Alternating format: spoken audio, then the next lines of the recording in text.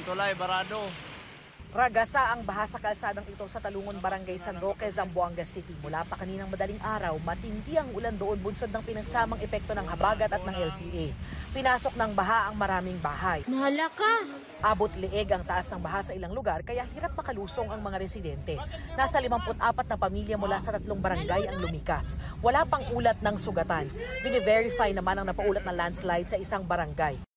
We've been informed the barangay yung BDRC since last night to be on heightened alert, and we've been getting good feedbacks. We advise the residents to take proactive measures. Sa Sultan Kudarat, buwis buhay ang paglambitin sa lubid ng lalaking yan habang tumatawid sa ilog. May mga pagkakataong sumasayad na sa malakas na agos ang isa niyang paa. Ayon sa mga residente, ang lubid lang ang nagsisilbi nilang tulay doon kapag tumaas na ang tubig sa ilog. Nasira na raw kasi ang dati nilang gamit na hanging bridge. Panawagan ng mga residente, magkaroon sana ng tulay.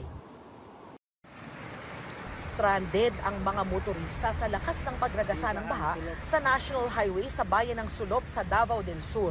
Umapaw ang sapa bunsod ng mga pag-ulan. Nakadagdag pa sa mabilis na pagtaas ng tubig ang mga bumarang kahoy sa sapa. Sakto namang may bako roon na ginamit pantanggal ng mga kahoy. Umupa kalaunan ang baha. Sa Sumisip, Basilan, isang batang lalaki ang nasawi matapos matangay ng baha sa Tumahubong River.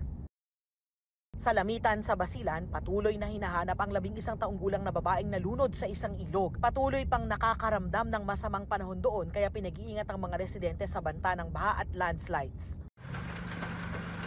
Animoy nagka-waterfall sa gilid ng bundok sa bahaging ito ng Manila East Road sa Binangonan, Rizal.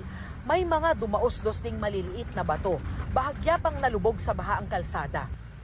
Buong maghapon makulimlim ang panahon at umaambon-ambon sa Maynila, pero ang mga nagtitinda o dumaraan dito sa Taft Avenue naghahanda't lalo't bahain ang kalsada tuwing malakas ang ulan. Pag bumaha, may laging umuulan, kailangan may may protection yung paa natin sa baha. Masaya na medyo nangangamba kasi kung sa lahat kikita kami mga tropa, nagtatricycle sa hanap buhay. Nangangamba para sa pamilya kasi yung pamilya ko nasa bahay lang. Nauna nang sinabi ng DPWH na tuloy-tuloy ang flood control projects ng pamahalaan.